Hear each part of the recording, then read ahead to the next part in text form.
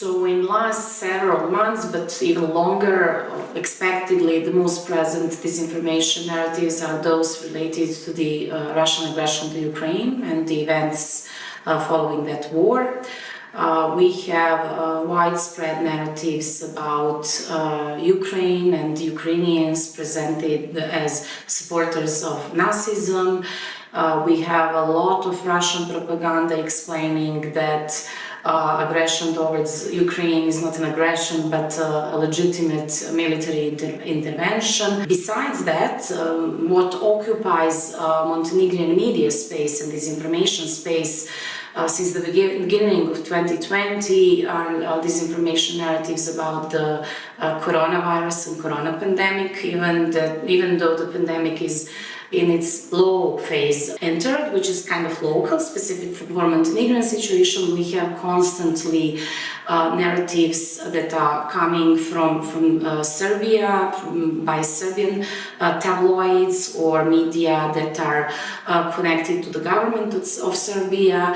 We have promotion of Serbian government. We have narratives that are trying to prove that Montenegrin are less valuable or even non-existent, and we have permanent interference in Montenegrin internal political affairs, especially when it comes to elections. And thanks to the shared language in this region, Montenegro is just one niche of a bigger media market. According to our research, foreign sources are dominant.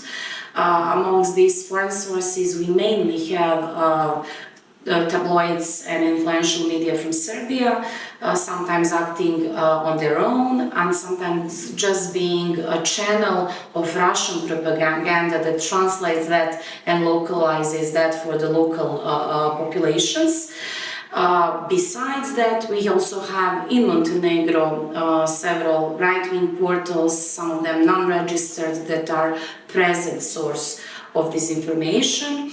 And when it comes to the mainstream Montenegrin media, they are rarely producers, creators of a fake news. Social media is increasingly becoming most important source of disinformation that are unfortunately now finding their way to the traditional media as well. In Montenegro, we haven't made the first steps yet, so we have to start with institutions and we have to start with strategies and legislation. So Montenegro doesn't have strategic. On that line is one of CVT's proposals to establish a special parliamentary committee in the Parliament of Montenegro that would be in charge of overseeing, monitoring, analyzing malign foreign influences, including disinformation. Besides the institutional response, there is also strong need for media response, because only active involvement of all media can help minimizing or managing at least harm that is done by the disinformation in Montenegrin society. And we have, CVT has one important initiative in that area.